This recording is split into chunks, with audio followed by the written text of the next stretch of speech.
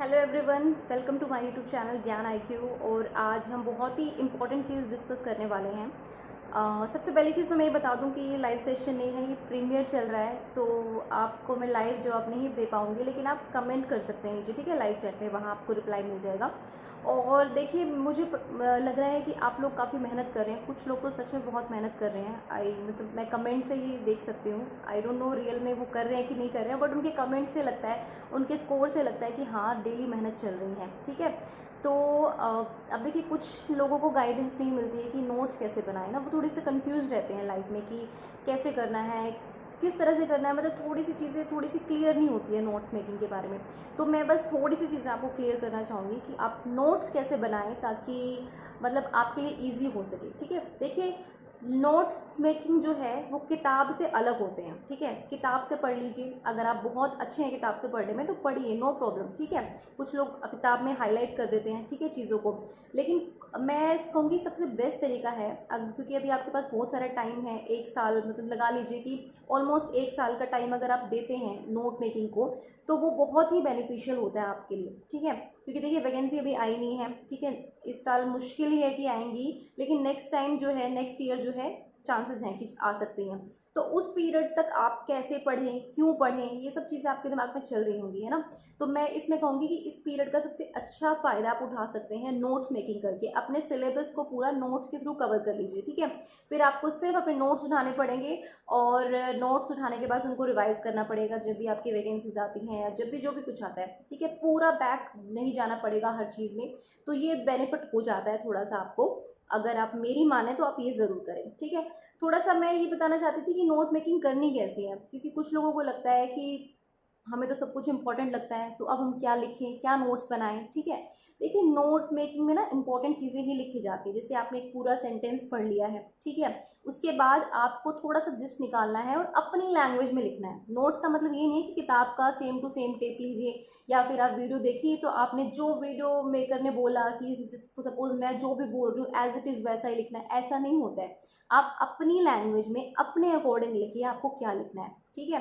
देखिए, 2-3 चीज़ें होती हैं। जब आप वीडियोस देखते हैं, जब आप गूगल पे सर्च करते हैं, आप किताब से पढ़ते हैं, तो एक चीज़ को आप 2-3 बार इस डिफरेंट डिफरेंट सेंसेस का यूज़ करके जब पढ़ते हैं ना, तो वो चीज़ अच्छे से दिमाग में बैठ जाती है। लेकिन जब आप उसको अपने हाथ से अपनी लैंग्वेज में लिखते हैं ना, कि हाँ भाई, ये था, ये वाली संगठन इस वाले ईयर में हुआ था, ठीक है, हेडक्वार्टर यहाँ पे है, ऐसा है, तो ये चीज़ें आपके दिमाग में ज़्यादा अच्छे से बैठेंगी, ठीक है। तो notes making is a very important thing. तो मैं आज अपने नोट्स जो है आपको दिखाना चाहूँगी, शायद थोड़ा सा हेल्पफुल रहे आपके लिए, ठीक है। तो मैं स्टार्ट करती हूँ सबसे स्टार्टिंग वाला। जब मैं केवीएस की तैयारी कर रही थी, 2013 की कह सकती हूँ मैं, ठीक है। मतलब इतनी मतलब मन लगन के साथ नहीं करी थी उस टाइम पे, क्योंकि जस्ट पास आउट किया था बीएलएड। तो लेकिन जितनी भी की थी मैंने, मैं आपके साथ शेयर कर रही हूँ, ठीक है। देखिए, कुछ ज़्यादा तो है नहीं मेरे पास उस टाइम का, लेकिन मैं आपको ये पियाजे का दिखा सकती हूँ, जो मैंने बहुत उससे नोट्स बनाए थे इसके। तो आप देख सकते हैं इसमें, अगर आपको विजिबल होगा तो आप देखिए, मैंने पियाजे लिखा हुआ है, फिर स्टेज लिख के डिफरेंट डिफरेंट उसके टाइटल्स दिए हुए हैं, ठीक है। जैसे कि मैंने सेंसरी मोटर लिखा, तो उसमें सर्कुलर रिएक्शंस लिखा हुआ है, उसके बाद ऑब्जेक्ट परमानेंस लिखा हुआ है, कितने साल में होती है, ए नोट भी सर्च एरर लिखा हुआ है, उसके बाद में थोड़ा थोड़ा अपनी उसमें लैंग्वेज में एक्सप्लेन किया हुआ है इसको, ठीक है। ऐसे ही मैंने फिर प्री ऑपरेशनल लिखी हुई है, उसकी सारी क्वालिटीज़ क्या क्या थी उसमें, ठीक है, एक भी चीज़ नहीं छोड़ी। बेसिकली मैंने इसके लिए लोराई बर्ग और अनिता वुल्फो को फॉलो किया था, और थोड़ा सा गूगल सर्च भी किया था किसी किसी साइट से कि कुछ मैंने मिस तो नहीं किया, ठीक है। तो कंप्लीट हो गया। तो जब भी मैंने डीएसएसबी की तैयारी की, तो पियाजे मैंने सिर्फ यहीं से देखा, ठीक है, सिर्फ यहीं से पियाजे पढ़ा मैंने, और कहीं से पियाजे नहीं पढ़ा। मेरे को पता था कि मैंने ये चीज़ लिखी हुई है, और मैंने फटाफट फटाफट रिवाइज किया। अच्छा, मेक बिलीव प्ले है, होता क्या है, ड्यूअल रिप्रेजेंटेशन है, क्या होता है, ट्रांसडक्टिव रीजनिंग है, तो क्या होता है, फटाफट से यहाँ से पढ़ लिया, ठीक है। अब मैं आपको थोड़ा सा आइडिया देना चाहती हूँ नोट मेकिंग का, और अपनी और नोट्स के थ्रू, ठीक है। थोड़ा लैंग्वेज थोड़ी सी ख़राब ही है, मतलब राइटिंग बहुत थोड़ी सी ख़राब है मेरी, तो इसलिए आपको बस दिखा देती हूँ एक बार, ठीक है, कैसे करना है। जैसे देखिए, मैं आपको एक एग्जांपल देती हूँ इसमें। यस, जैसे कि देखिए, कॉग्निटिव थ्योरी ऑफ स्ट्रेस है, ठीक है, ये मैंने पढ़ी थी, अब ये याद नहीं कहाँ से पढ़ी थी, गानी थी। तो अब इसमें देखिए, कॉग्निटिव थ्योरी ऑफ स्ट्रेस है, आई होप कि आपको विजिबल होगी शायद, ठीक है। अगर उल्टा लग रहा होगा तो थोड़ा सा कर लेना, बट आई होप कि विजिबल होनी चाहिए, ठीक है। तो इसमें मैंने क्या किया है चलो मैं बता देती हूँ। जैसे कॉग्निटिव थ्योरी ऑफ स्ट्रेस लिखा, फिर मैंने लिखा किसने दिया है, लेजोरस ने दिया है, तो लेजोरस का नाम लिख दिया। उसके बाद कितने टाइप के अप्रेजल होते हैं, प्राइमरी अप्रेजल, सिर्फ प्राइमरी ऐप लिख लिया, अप्रेजल के लिए सिर्फ APP, ठीक है। उसके बाद नेगेटिव होता है इनपुट, नेगेटिव कॉन्सिक्वेंसेज होते हैं कि पॉजिटिव होते हैं, नेगेटिव में माइनस का साइन लगाया, VE लगा दिया पीछे और फटाफट लिख दिया, ठीक है। तो इस तरह से पता नहीं मैंने कितने ही नोट्स बना रखे, टाइप ऑफ स्ट्रेस लिखे हुए हैं, फिजिकल और एनवायरमेंटल स्ट्रेस, फिर लिखा हुआ है स्टेट ऑफ आवर बॉडी, फिर एरो डाला है, इंजरी, डाइट एक्सेट्रा। इससे बिल्कुल समझ में आ गया कि फिजिकल स्ट्रेस कौन से होते हैं, जो हमारी स्टेट ऑफ आवर बॉडी है, मतलब बॉडी का स्टेट कैसा है, उसमें इंजरी हो गई, डाइट होगी, डाइट का क्या असर हो रहा है, चोट लगने पर क्या असर हो रहा है, तो ये सारे हमारे फिजिकल एस्पेक्ट हैं।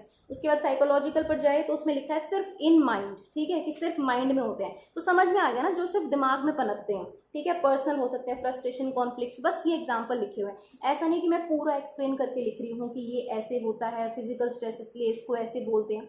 तो मतलब कहने का मतलब ये है कि पॉइंटर्स में लिखिए, पॉइंटर्स से ज़्यादा अच्छा होता है, ठीक है। दूसरी चीज़ मैं कहना चाहूँगी कि डायग्राम्स बनाना भी सीखिए। जैसे कि आपने मान लीजिए कोई चीज़ के 4 ऑप्शंस हैं, ठीक है, आपने क्या किया कि उस चीज़ को लिख लिया, उसके बाद उसके 4 ऑप्शंस को आपने फटाफट एरो डाल के लिख लिया, फिर उन्हीं के नीचे उन ऑप्शंस में मेन चीज़ क्या है वो निकाल लीजिए, ताकि जब भी आप दोबारा देखें तो आपको उसको लर्न हो जाए, ठीक है। अब मैं ज़रा अपने पॉलिटिकल साइंस के नोट्स भी आपसे शेयर कर लेती हूँ, क्योंकि मेरा सब्जेक्ट पॉलिटिकल साइंस है, ठीक है, और PGT के लिए मैं खुद अभी काफ़ी मेहनत कर रही हूँ, लेकिन अभी लेट्स सी क्या होता है, ठीक है। तो इसमें मैं देखिए आपको दिखाना चाहूँगी मैंने जो बनाए हुए हैं नोट्स, मतलब एक पढ़ने का तरीका बता रही हूँ आपको। जैसे कि मेरे लिए संगठन बहुत ज़रूरी है, जैसे सार्क संगठन मैंने यहाँ पे लिखा हुआ है, SARR से सार्क, ठीक है, south Asian association for regional cooperation. इसके बारे में मैंने सारी चीज़ें लिखी हुई हैं, इसका हेडक्वार्टर कहाँ है, मेंबर्स कौन से थे, किस ईयर में फाउंड हुआ, ठीक है, इसके ऑब्जर्वर्स कितने हैं, बेसिक आइडिया क्या था, तो पूरा एक पेज मैंने सार्क को दे दिया, ठीक है। उसके बाद जब मैंने आसियान के बारे में करा, ठीक है, association of south east Asian Nations, तो मैंने उसके बारे में लिख दिया। फिर उसके बाद मैंने कितने मेंबर्स हैं, ठीक है, आसियान +3 डायलॉग क्या था, आसियान +6 डायलॉग क्या था, तो ये सब मैंने लिख दिया, ठीक है। तो इस तरह से नोट पिकिंग आप करेंगे ना तो बहुत बहुत ईजी होगा, ठीक है। इसी तरह से मैंने जैसे कोई क्वेश्चन पेपर पढ़ा है, जैसे देखिए मैंने UN की ऑर्गेनाइजेशंस लिखी हैं सारी, FAO वगैरह जो भी हैं, तो जैसे मैंने इसमें लिखा food and agriculture organisation, headquarter कहाँ पर है और कब इसकी स्थापना हुई थी, ठीक है, फटाफट से हो गया, क्योंकि मुझे पता है कि ये चीज़ें पूछी जाती हैं एग्जाम में, तो मैंने फटाफट लिख लिया इनके बारे में, ठीक है। इसके बाद जैसे कि मैंने US के अमेंडमेंट एक्ट्स लिखे हुए हैं कि US कॉन्स्टिट्यूशन में कितने अमेंडमेंट एक्ट्स हैं, तो मैंने चारों लिखे हुए हैं। और फिर थोड़ा सा डिफरेंट पेन का भी यूज़ कर सकते हैं। मैं रेड और ब्लू का बहुत यूज़ करती हूँ कि रेड से हेडलाइंस देती हूँ और ब्लू से मैं लिख लेती हूँ, ठीक है। और कुछ और इम्पोर्टेंट मैं बाद में कहीं से भी पढ़ती हूँ इसके बारे में, तो ऊपर स्पेस छोड़ती हूँ हमेशा, ठीक है, यहाँ पे ऊपर स्पेस छोड़ती हूँ, यहाँ पे तो लिखा हुआ है पूरा, यहाँ पे स्पेस नहीं होगा, तो जो भी एक्स्ट्रा मुझे कहीं से भी मिलता है, किसी भी बुक से मिलता है, वो मैं ऊपर लिख देती हूँ, ठीक है। तो ये मेरे नोट्स मेकिंग है। तो अब जब भी मैं सार्क के बारे में पढ़ूंगी, आसियान के बारे में पढ़ूंगी, US कॉन्स्टिट्यूशन के बारे में पढ़ूंगी, तो मुझे वापस किताबों की तरफ नहीं मुड़ना पड़ेगा या फिर वापस साइट्स और यूट्यूब पे नहीं जाना पड़ेगा, क्योंकि अब मेरे पास नोट्स हैं, ठीक है, क्योंकि मेरे नोट्स हैं जिनमें मैंने अपनी लैंग्वेज से लिखा हुआ है जो भी मेरे को लिखना था, ठीक है। तो ये एक तरीका हो सकता है आपका कि आप किस तरह से जो है अपनी नोट मेकिंग कर रहे हैं, ये बहुत ही ज़्यादा इंपॉर्टेंट होता है, ठीक है। अभी कैमरा में क्लियरली विजिबल नहीं हो रहा है कि नोट्स बेसिकली बनाए कैसे हैं, ठीक है। जैसे एक और चीज़ दिखाती हूँ, जैसे मैंने ये इकोलॉजिकल सिस्टम थ्योरी बनाई थी, तो पूरा मैंने डायग्राम बनाया हुआ है इसका, ठीक है, और उसमें एरो लगा के कि इससे ये हुआ, इससे ये हुआ, तो वापस दोबारा उस चीज़ पे जाने की ज़रूरत नहीं है, आपको वहीं से वो चीज़ पढ़नी आनी चाहिए। इस तरह के नोट्स बनाइए, ठीक है। और देखिए नोट्स मेकिंग ज़रूरी क्यों होते हैं, क्योंकि आपकी मेमोरी बहुत शार्प हो जाती है। आपने एक पेज उठाया, सपोज ये एक बंडल है, ठीक है, मैंने एक टाइम रख लिया इसका कि मेरे को संडे को इसका रिवीजन करना है, तो मैं सिर्फ इस पर फटाफट फोकस कर रही हूँ, इसका रिवाइज करके रख दिया साइड में, यहाँ पर लिख दिया रिवीजन 1 टाइम्स, ठीक है, फिर रिवीजन 2nd टाइम, ऐसे करके लिख दीजिए, ठीक है। और मैं आपको थोड़े से नोट्स दिखा देती हूँ जो मैंने DSSB में बहुत मेहनत करके बनाए हैं, ठीक है। देखिए UGC नेट का पेपर जो फर्स्ट होता है उसमें साइकोलॉजी के बहुत क्वेश्चंस आते हैं, तो उसकी मैंने देखिए ये बंडल बनाया हुआ है, ठीक है, पूरा बंडल है UGC नेट के पेपर का। इसमें आपको डायग्राम्स भी दिख रहे होंगे, ठीक है, आई होप कि नज़र आ रहा होगा डायग्राम्स वगैरह, ठीक है। ये देखिए मैंने ये भी नहीं छोड़े थे, मेरे को लगा था कि पता नहीं कहाँ से क्या पूछ लेंगे साइकोलॉजी में, ठीक है, तो मैंने सब बनाया इसके ऊपर, तो ये भी मैंने आपको दिखा दिए हैं। इस तरह से पूरा ये फोल्डर पड़ा हुआ है जिसमें सिर्फ नोट्स ही नोट्स हैं, ठीक है। नोट्स से थोड़ी सी लैंग्वेज ख़राब है क्योंकि किसी और को समझ में नहीं आते हैं, क्योंकि लेकिन देखिए नोट्स तो मेकिंग आप अपने लिए करते हैं ना, तो अपने लिए अपने हिसाब से बनाइए, ठीक है। जैसे कि देखिए मैं आपको एक एग्जांपल देती हूँ आपके सिलेबस का ही, DSSB में आती है कोल्ब की थ्योरी, कोल्ब एक्सपीरियंशियल लर्निंग, ठीक है। और मैंने हेडलाइन दी हुई है इसमें क्वेश्चन पेपर एनालिसिस DSSB, ठीक है। क्वेश्चन पेपर का एनालिसिस किया हुआ है, दैट मीन्स कि मैंने क्वेश्चन पेपर स्टडी किया और उसमें क्या एक्स्ट्रा चीज़ें थी जो मैंने आज तक नहीं पढ़ी थी, उनके अलग से मैंने नोट्स बनाए, ठीक है। क्वेश्चन पेपर एनालिसिस मैंने यहाँ पे हेडिंग दी हुई है। तो इस तरह की नोट मेकिंग आप कीजिए, बहुत ईजी है। और मतलब अभी आपके पास टाइम है क्योंकि अभी वैकेंसी नहीं आउट हुई है, कि ऐसा नहीं है कि एकदम से भाई 3 महीने में तैयारी करनी है, कौन नोट्स बनाएगा क्या करेगा। तो अभी जस्ट अपना टाइम जो है ना नोट मेकिंग पर दीजिए, ताकि आप निश्चिंत होकर बैठ जाए कि अब एग्ज़ाम कभी भी हो मैं कर सकता हूँ या कर सकती हूँ, ठीक है। तो ये मेरी एक मैं क्या कहूँगी कि मैं अपना एक एक्सपीरियंस आपको शेयर कर रही हूँ, बहुत ही इंपॉर्टेंट है गाइज। और कहते हैं ना कि जब सिर्फ एक सेंस आपकी काम करती है तो चीज़ें अच्छे से लर्न नहीं होती है, तो आपकी सारी सेंसेस जो है वो काम करेंगी नोट मेकिंग में। क्योंकि आपको कुछ चीज़ समझ में नहीं आएगी तो आप फटाफट यूट्यूब पर जाएंगे, इस चीज़ को सर्च करेंगे क्या है, ठीक है। यूट्यूब पर नहीं आए गूगल सर्च करेंगे या फिर किसी बुक से पढ़ेंगे, ठीक है। आजकल जैसे मैं क्या करती हूँ कि बुक में जब कुछ भी नहीं मिलता है कि बुक में ये टॉपिक है ही नहीं, सबसे पहले गूगल सर्च मारती हूँ क्या है क्या नहीं है। फिर गूगल में भी पहले कुछ 2-3 पेज खुल कर आते हैं, तो दोनों तीनों को एक बार देखती हूँ। उसके बाद फिर यूट्यूब पर बच जाती हूँ, मैं अपने सब्जेक्ट की बात कर रही हूँ पॉलिटिकल साइंस की। फिर यूट्यूब पर जाती हूँ कि यूट्यूब में अब कैसे क्या करना है, ठीक है। यूट्यूब से देखती हूँ, थोड़ा समझती हूँ, 2-3 लोगों से समझती हूँ, क्योंकि एक का कभी समझ में नहीं आता या एक की थोड़ी अधूरी इन्फॉर्मेशन होती है, फिर दूसरे तक जाती हूँ। तो इस तरह से वो करती हूँ, ठीक है। और अब आपको एक थोड़ा सा जो है मैं बुक्स का और आइडिया दे देती हूँ, ठीक है। जैसे कि ये एजुकेशनल साइकोलॉजी की बुक है अनीता वुल्फो की, बहुत पढ़ी है मैंने, 3 बार इसकी रिविजन ली है, ठीक है। और इसमें बेसिकली मैंने किया क्या था, इसको मैंने 2 बार पढ़ा था, इसको मैंने 2 बार पढ़ा था।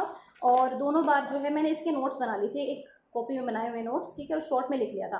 और कोई पेज ऐसा था जो बहुत अच्छा एक्सप्लेनेशन है जो मैं नोट्स नहीं बना सकती, उसके लिए मैंने क्या किया था कि उसके लिए उसमें लिख दिया था रिमार्क कि ये वाला पेज मुझे दोबारा पढ़ना है, ठीक है। तो इस तरह से आप कर सकते हैं। और अगर आपको सिर्फ बुक से ही पढ़ना है, ठीक है, जैसे कि मैं आपको एक और बुक दिखाती हूँ, दिस इज M लक्ष्मीकांत, भारतीय राज्य व्यवस्था, ठीक है। इसे मैंने बहुत सारे मार्क किए हुए हैं, ठीक है, पेंसिल से मार्क्स लगाए हुए हैं, ठीक है। हाइलाइटर्स है क्योंकि इसके नोट्स मैं नहीं बना सकती, बहुत मोटी बुक है और बार बार पढ़नी पड़ती है, ठीक है। तो आप देखेंगे पेंसिल से सारी हाईलाइट की हुई है मैंने बुक की, ठीक है। तो आप अगर बुक से पढ़ना चाहते हैं तो हाईलाइट कीजिए, और साइड में कुछ इंपॉर्टेंट चीज़ लगती है तो हाईलाइट करके साइड में लिख दीजिए, ठीक है। तो नोट मेकिंग ज़रूर कीजिए, बहुत ही ज़रूरी है आपके एग्ज़ाम क्लियर करने के लिए, ठीक है। जो टॉपर्स होते हैं, जो सफल होते हैं ना, उन लोगों की सबसे अच्छी एक स्ट्रैटेजी नोट मेकिंग होती है। तो I would request you all कि आप ज़रूर नोट मेकिंग कीजिए, ठीक है। It will really beneficial for you, okay. And बस यही विशेज़ हैं। आई होप कि वैकेंसी जल्द से जल्द आएँ, ठीक है। लेकिन इस साल तक तो मैं कहूँगी नहीं आएंगी। देखिए सच है, ये सच कड़वा है लेकिन यही सच है कि इस साल तक बहुत मतलब इम्पॉसिबल सा लग रहा है मुझे, ठीक है। तो लेकिन नेक्स्ट टाइम जो है पूरी संभावनाएं हैं, अगर कोविड का थोड़ा सा दौर खत्म हो जाता है तो आई होप कि वैकेंसीज फिल होगी। और अपनी तैयारी को जारी रखिए। एंड मैं आप क्लासेस जो है लगातार लेती ही रहूँगी किसी ना किसी सब्जेक्ट की, ठीक है। तो प्लीज़ तैयारी जारी रखिए और पढ़िए और अपना नाम कमाइए। थैंक यू फॉर वॉचिंग, ज्ञान IQ।